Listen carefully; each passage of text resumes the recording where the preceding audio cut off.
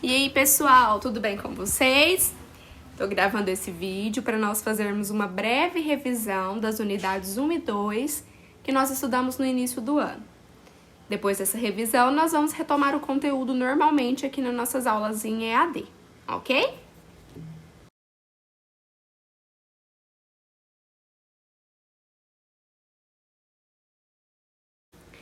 A unidade 1, que mistura é essa? Nós vimos nessa unidade que existem vários tipos de misturas no nosso cotidiano e nós podemos classificar essas misturas entre homogênea e heterogênea. As misturas homogêneas são aquelas que apresentam apenas uma fase, ou seja, eu só consigo ver uma fase ali naquela mistura. O exemplo que eu trouxe aí para vocês é a mistura de água e açúcar dissolvido. Vocês sabem que aí nesse recipiente tem dois componentes, água e açúcar. Mas eu só consigo enxergar uma coisa. Então isso é uma mistura homogênea. Já as misturas heterogêneas são aquelas que apresentam duas ou mais fases. Nesse exemplo da imagem, nós temos óleo e água. Óleo e água não se misturam. Então, por isso que essa mistura aí eu consigo enxergar esses dois elementos.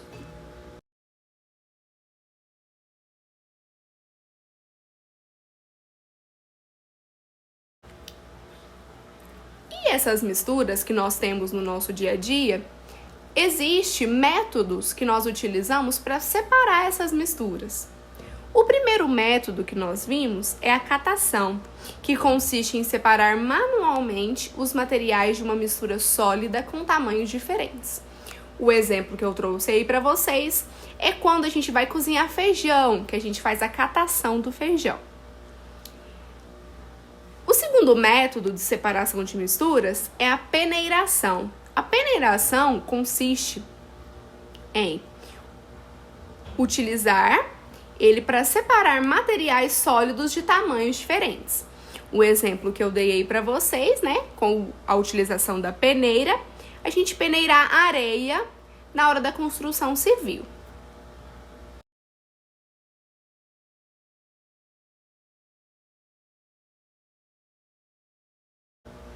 Temos também o método da filtração, que é um método que consiste em separar misturas heterogêneas. Ele é utilizado para separar substâncias sólidas que estão dispersas em um líquido. O exemplo que eu trouxe aí para vocês é na hora da gente preparar o nosso cafezinho, né? Que o quê? O pó do café está disperso na água quente e eu utilizo o filtro para poder separar o pó de café do líquido em si, que é o que eu quero. Temos também a decantação, que é um método eficiente para separar misturas heterogêneas de substâncias sólidas e líquidas deixadas em repouso. A decantação, ela se parece com o método de filtração, só que a diferença é que a decantação eu preciso deixar essa mistura em repouso. Por quê? O que for mais pesado nessa mistura vai para o fundo do recipiente, vai decantar e a parte mais leve vai subir. O exemplo que eu dei para vocês é uma mistura de água e terra, né? Água barrenta. Se eu deixar essa solução aí em repouso, o barro vai ficar por baixo, a água vai ficar por cima e vai ser possível eu separar essas duas misturas.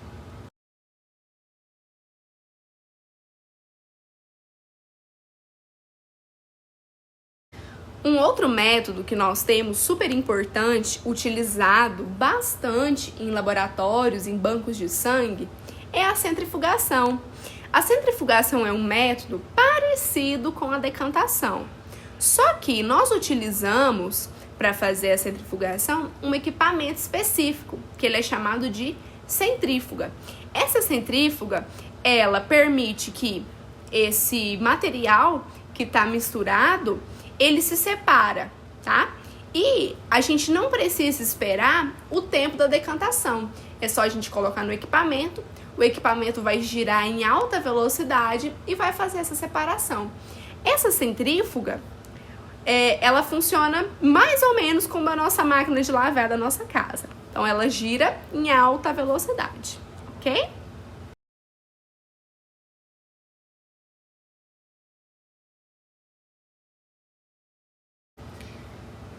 A unidade 2, que nós vimos na nossa apostila, fala sobre as transformações da matéria que acontece também no nosso dia a dia.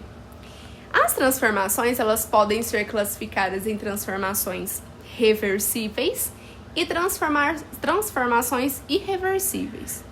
As transformações reversíveis são aquelas que a gente altera apenas o formato daquele material. A gente não altera a composição. Um exemplo muito prático e muito simples que nós vemos é a transformação da água.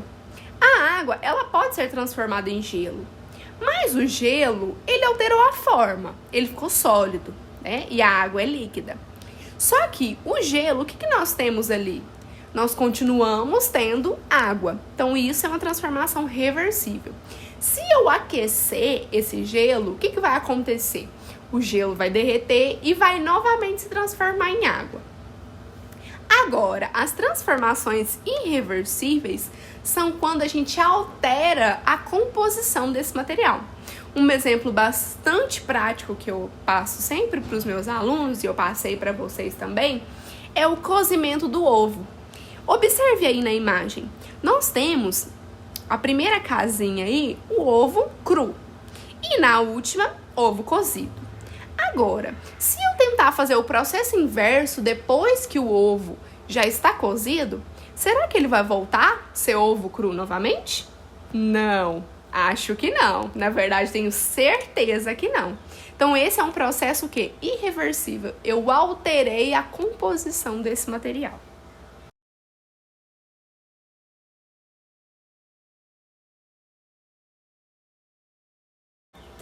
As transformações irreversíveis, tem várias que acontecem, mas nós estudamos 3 em específico: a combustão, a corrosão e a ferrugem.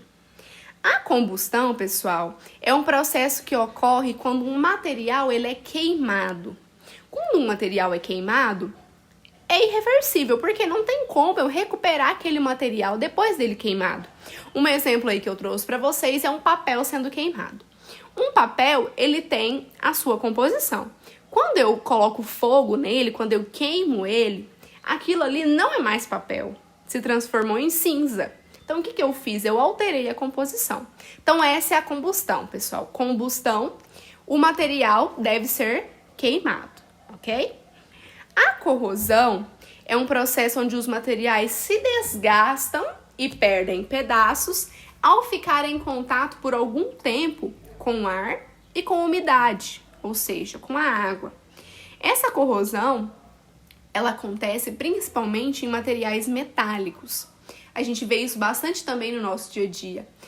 Portões, né, barras de ferro, pregos enferrujam bastante. A ferrugem, né, como a gente fala sempre quando a gente vê que acontece a corrosão, aquele material está enferrujado. Então, o que é a ferrugem? A ferrugem nada mais é do que a consequência da corrosão.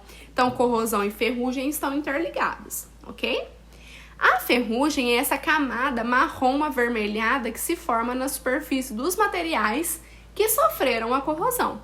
Então, a ferrugem é consequência da corrosão. As duas estão interligadas.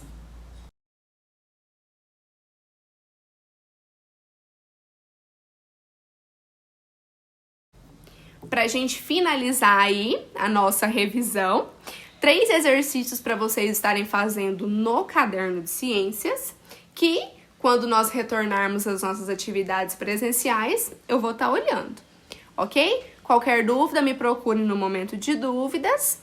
E é isso, pessoal, bem facinho essas questões, vamos fazer aí com muito capricho.